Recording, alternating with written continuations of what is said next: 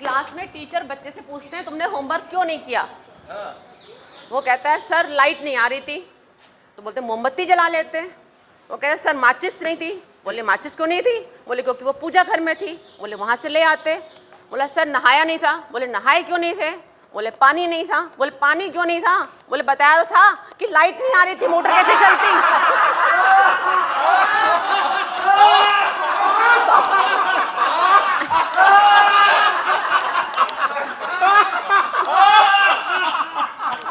तीसरी बार मोदी जी प्रधानमंत्री बने। यहाँ पे बल्ली शहर में हूँ, यहाँ पर लोग योग कर रहे थे, मैंने आपको दिखाया अभी। तमाम यहाँ पे लोग हैं, इनसे बात करते हैं। कल मोदी जी को आप क्या बधाई देना चाहेंगे। बहुत बहुत बधाई देना चाहेंगे, उन्होंने हमारे योगा को इतना किया हुआ है, तो बट नेचुरल कि हम लोग बहुत खुश हैं। We all are very happy. अगर देखा जाए तो योगा बाबा रामदेव जी के बाद में योगी जी की ही देन, इंटरनेशनल लेवल पे मोदी जी की देन है। और 21 जून को हमारा जो योग दिवस आ रहा है, पूरी दुनिया इस पर योग करेगी। ये मोदी की ही ताकत है जो पूरी दुनिया में हिंदुस्तान की इज्जत बढ़ी है, हिंदुस्तान का नाम हुआ, हिंदुस्तान का आदमी का फेथ इतना ज़्यादा बढ़ा है यूरोपियन कंट्री में, अमेरिकन कंट्री में और गल्फ कंट्री में, सभी में। ये मोदी जी थे जो 2014 में सरकार में आती जैसे प्रधानमंत्री बने थे और इंटरनेशनल स्तर पर उन्होंने 21 जून को योगा दिवस, अंतर्राष्ट्रीय योगा दिवस घोषित करवा दिया था। क्या कहेंगे, क्या एक्सपेक्ट है। ये तो इंसान बन गए साहब। क्या पूछ रहे इस मोदी नई मोदी सरकार बनी है, तीसरी बार मोदी ने शपथ ली है, क्या कहेंगे। यही चाहेंगे हम कि उनके लिए शुभकामनाएं बहुत बहुत हम लोगों की तरफ से, और वो इसी तरीके से हमारे देश को जब तक अपने प्रतिनिधित्व के साथ हमारे देश को हमेशा आगे बढ़ाएं, बस यही हम अपनी कामना करते हैं और उनको लिए बहुत बहुत शुभकामनाएं देते हैं। इस सरकार में क्या आप चाहेंगे कि क्या और हो। निरंतर वो जो भी कार्य कर रहे हैं और देश के हित के लिए कर रहे हैं, और जिस हिसाब से इस बार सरकार बनी हुई है, निरंतर ऐसे कार्य करते रहेंगे जो देश के हित के लिए। मुझे आपको लगता है कि मिडिल क्लास के लिए कुछ और करना चाहिए बेहतर। हाँ, मिडिल क्लास के लिए, मिडिल क्लास में जो प्रॉब्लम, जो मिडिल क्लास में प्रॉब्लम्स आ रही है, शिक्षा के लिए, बेरोजगारी और शिक्षा रिबेट देना चाहिए उनको, क्योंकि मैं समझता हूँ सबसे ज़्यादा जो पिस रहा है वो मिडिल क्लास पिस रहा है। और जीएसटी के रूल्स थोड़ा और आसान करने चाहिए, जिससे कि मिडिल क्लास। व्यापारी हो। मैं व्यापारी नहीं, अकाउंट का काम देखता हूँ, तो मुझे इस चीज़ का आइडिया है कि मिडिल क्लास का आदमी इतना परेशान है बिजनेस को लेके, उसकी इतनी फॉर्मेलिटी पूरी करनी पड़ती है, उसको कम किया जाए और इजी किया जाए उसको। और अननेसेसरी का हैरेसमेंट बहुत ज़्यादा है जीएसटी में। आपका टैक्स जमा है, उसके बाद भी अगर वकील की गड़बड़ी के से रिटर्न सबमिट नहीं हुआ तो टैक्स आगे आपका नहीं क्रेडिट होगा, तो बहुत बड़ी प्रॉब्लम है। ऐसी चीज़ों पे जीएसटी नहीं लगना चाहिए। हाँ, जीएसटी जैसे खाने पीने की वस्तुएं, कुछ दूध पे जीएसटी लगा, कुछ फ्री करना चाहिए, कुछ फ्री करना। महिला होने के नाते आप क्या एक्सपेक्ट करेंगे, क्या इस गवर्नमेंट में और होना चाहिए महिलाओं के लिए। नहीं, मुझे तो कोई भी शिकायत नहीं है। मैं तो हाउस वाइफ हूँ और मैं तो बीजेपी की बहुत ज़्यादा फेवर में हूँ। हाँ, मैं ये कहूँगी अगर कुछ अपनी पर्सनल प्रॉब्लम है भी तो उनकी वजह से ये नहीं करना चाहिए कि हम वोट किसी गलत इंसान को दे दें। मतलब अगर हम आपस में लड़ बैठे तो देश को कौन संभालेगा। कोई बाहर वाला आकर घर से हमें निकालेगा, ये चीज़ नहीं होनी चाहिए ना। कि अगर हमें कुछ शिकायत है भी तो उसकी वजह से हमें ये नहीं करना चाहिए कि हमारी शिकायतों की वजह से हमारी शिकायतों का फ़ायदा कोई गलत इंसान उठा ले जाए। मतलब शिकायतें हो तो घर में निपटा लो, बाहर वाले को फ़ायदा नहीं होने दो। हाँ, ये आप कहना चाहते हैं। तो तमाम लोगों की राय मैंने आप यहाँ पर ली है। मोदी जी शपथ ली है, लेकिन उनको कांटों का ताज है इस समय। जैसे वो जितने 2 पीरियड उन्होंने पूरे किए अपने हिसाब से, और काफ़ी ऊंचाइयों पर ले गए, जहाँ इंडिया में एक गोली भी नहीं बना पाते थे, आज हम जहाज और मिसाइलें बना रहे हैं, चांद पर जा रहे हैं। और हर तरफ रोडों का इतना अच्छा इससे पहले कभी नहीं देखा जितना इन कार्यकाल में हुआ। यही बरेली से दिल्ली जाने में इतने झटके, इतने वो होते थे, आज इतना सुगम बना दिया उन्होंने कि आप 4 घंटे में दिल्ली पहुंच जाएंगे यहाँ से। पहली बार ऐसा होगा कि मोदी जी बैसाखियों पे चलेंगे। पूर्ण बहुमत नहीं मिला उनको, बीजेपी को जहाँ पे एक्सपेक्ट कर रहे थे कि 340-50 सीटें मिलेंगी और अपने दम पर सरकार बनाएगी। इस बार थोड़ा रह गया कम बहुमत उनका। 275 भी आ जाती तो भी थोड़ा बहुत दम रहता। अब चूँकि ये कोई भी कार्य करना चाहेंगे तो बैसाखी के सारे वो अपनी बैसाखी हटा लें, ये उस प्रकार से कार्य नहीं कर सकते जैसा कि वो कर सकते थे अपने दम पे। और मैं समझता हूँ ये हमारा सबका दुर्भाग्य है और हमारी सोच का, जो हमारे जैसे लोगों ने गद्दारी करी उनको वोट ना दे के सपोर्ट ऐसे लोगों को किया जो हत्यारे हैं, जिन्होंने राम सेवकों को गोली चलाई, उन हत्यारों को इन्होंने वोट दिया। आपको बता दें ये संस्था है, आपके संस्था का नाम क्या है? भारतीय योग संस्थान। भारतीय योग संस्थान है। ये गांधी उद्यान में रोज़ सुबह 6 बजे आपका योग करते हैं। तमाम लोग यहाँ पर हैं। आप योग करते हैं। मोदी जी ने योग को बहुत बढ़ावा दिया है। इंटरनेशनल लेवल पर उन्होंने योग की एक पहचान बनाई है। योग दिवस, इंटरनेशनल योग दिवस भी उन्होंने चालू किया 15 मई के करीब। क्या कहेंगे? हाँ, ये योगी मोदी जी ने योग के लिए जो एक क्रांति लाई है वो जन जन के मानस में एक अंकित हो गई है और इससे एक स्वस्थ भारत का ही निर्माण नहीं हो रहा है, पूरे अंतर्राष्ट्रीय स्तर पर उन्होंने एक इस सोच को डेवलप करा है। तो केवल इंडिया का ही नहीं, मतलब सारे देश को सोच रहे हैं। तो ऐसे महापुरुष को यदि हम वोट नहीं दे रहे हैं तो अपने पैरों पर खुद ही कुल्हाड़ी मार रहे हैं। महिला होने के नाते आप क्या एक्सपेक्ट करेंगे इस गवर्नमेंट से? महिला होने के नाते मैं यही चाहूँगी कि जो है ये एक तो एक महिला को सुरक्षा जो एक होती है मेन, कि महिला एक रात में 10 बजे 11 बजे तक नहीं जा पाती है, लेकिन इस गवर्नमेंट ने हमें सुरक्षा दी है। महिला होने के नाते हम यही कहेंगे कि मोदी सरकार हमेशा बनी रहे और हम महिला होने के नाते ये भी कहेंगे कि मोदी सरकार में हम एक सुरक्षित महसूस करते हैं अपने आप को, और सरकारों के अपेक्षा हम इस सरकार में जितना सुरक्षित महसूस करते हैं, हम 10 बजे भी आ जा सकते हैं, हमें कोई परेशानी नहीं होती है। तो ये एक गौरव करने वाली बात है इस सरकार के लिए। आप लोग योग करते हैं गांधी उद्यान में और तमाम यहाँ पे लोग चलता है योग शिविर, क्या एक्सपेक्ट करेंगे बरेली में और क्या होना चाहिए योग के बढ़ावा देने के लिए? मैं डॉक्टर AC सक्सेना भारतीय योग संस्थान से संबंध रखता हूँ।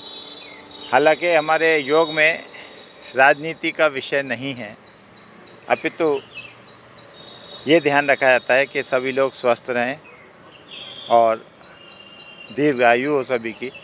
लेकिन जब देश रहेगा तभी हम लोग योग भी कर पाएंगे।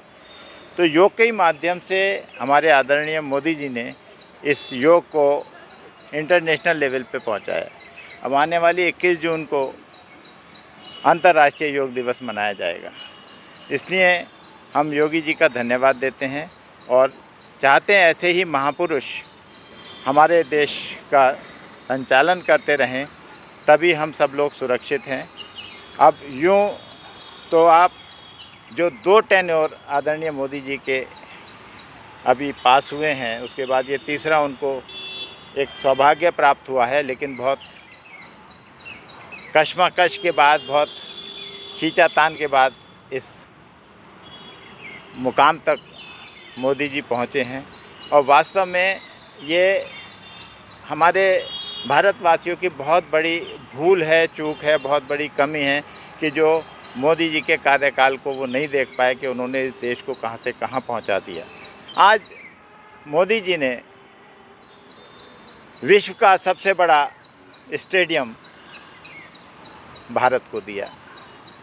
मोदी जी ने ही सबसे बड़ा एयरपोर्ट हमारे भारत देश को दिया।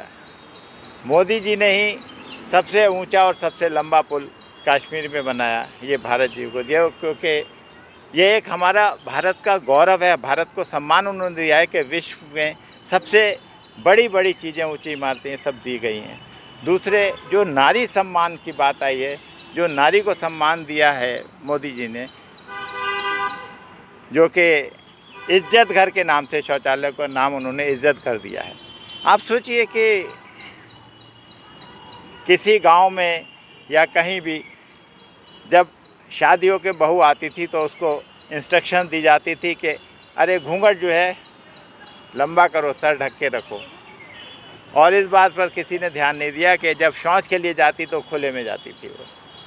तो इस तरह से नारी सम्मान को उन्होंने जो है उसके विषय में सोचा, उसको नारी को सम्मान दिया है।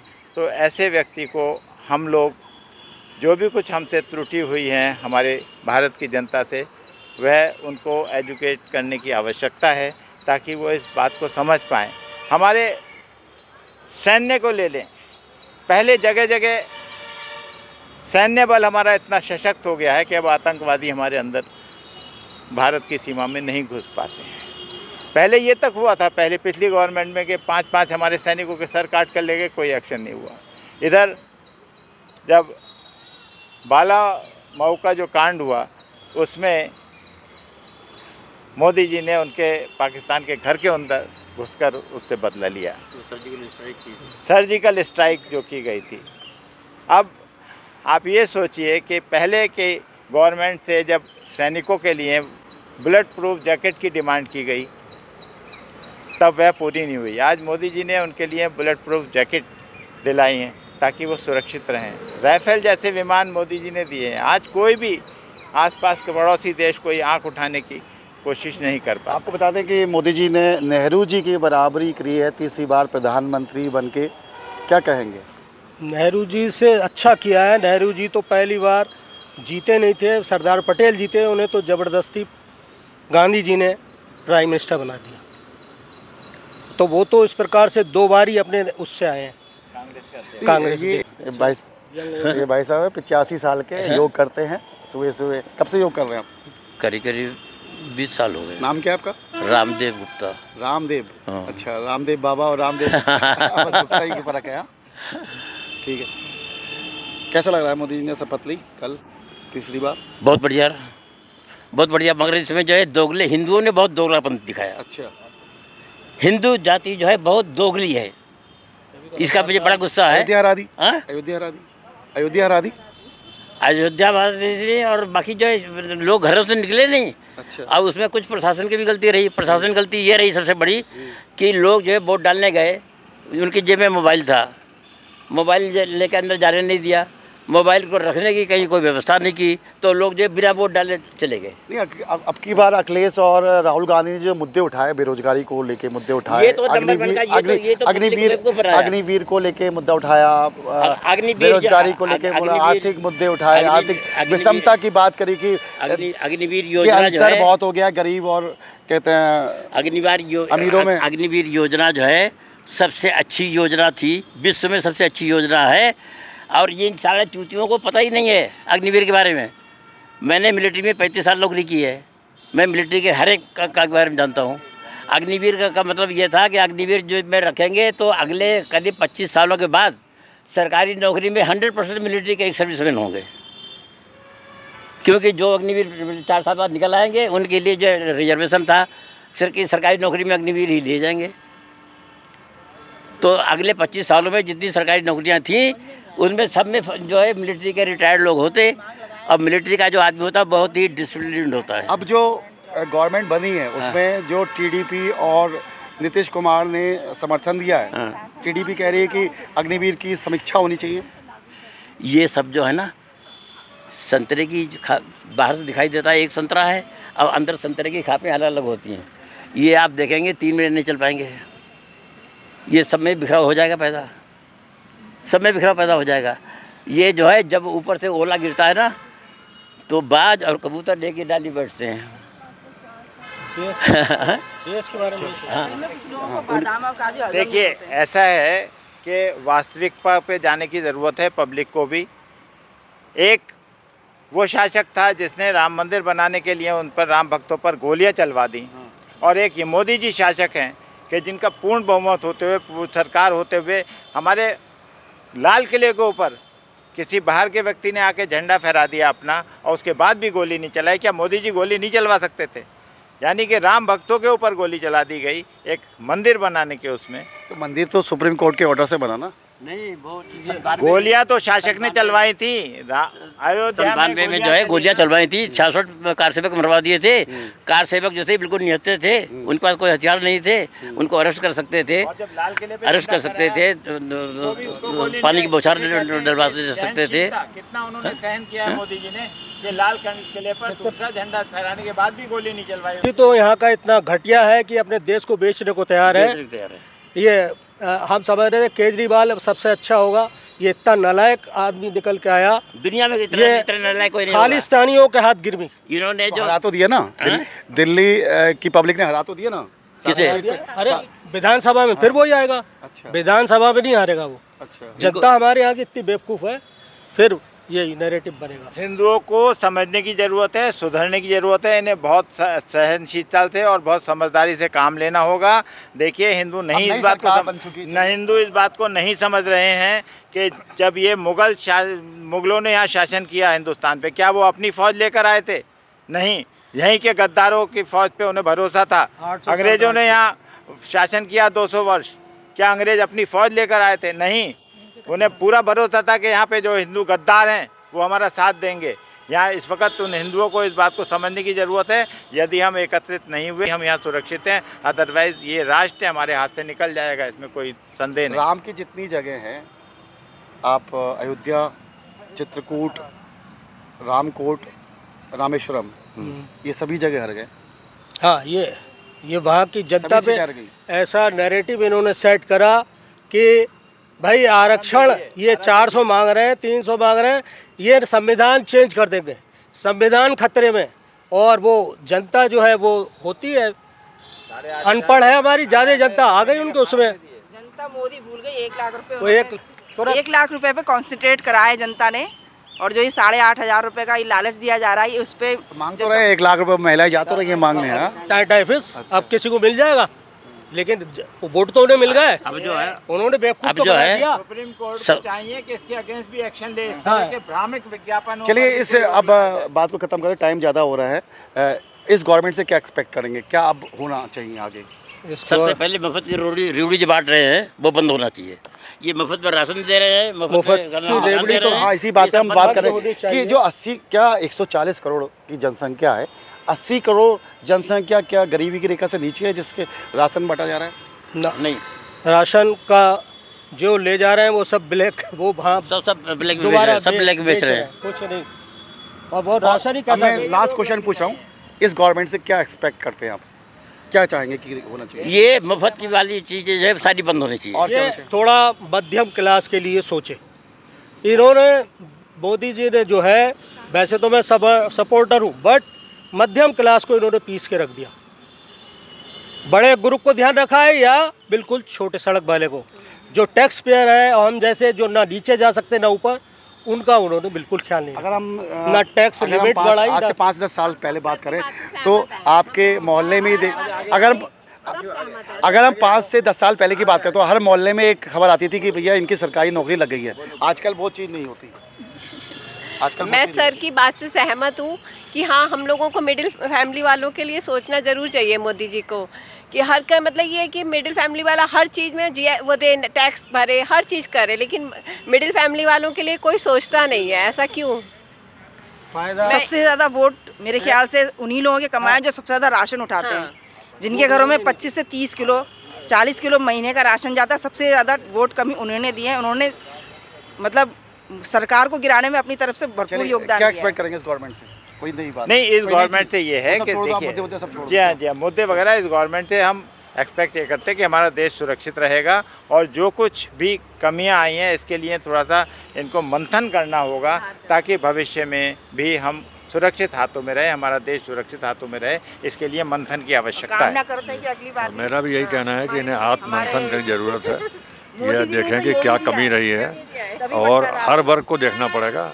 सिर्फ एक विषय वर्ग पर ध्यान देने वाली जो परंपरा है वो अब समाप्त होती जा रही है। हर समाज को लेके चलना होगा और देश का ध्यान रखना होगा आगे चलते। तो कुछ ना कुछ कमी रह गई, कहीं ना कहीं कमी रह गई इन 10 सालों में, और वो 10 साल आगे 5 साल में वो सुधार की ज़रूरत है, यहाँ की लोगों का ये कहना है। मैं आपको लगातार लोगों की राय सुनाता रहूँगा। आप देखते रहिएगा आवाज़ इंडिया।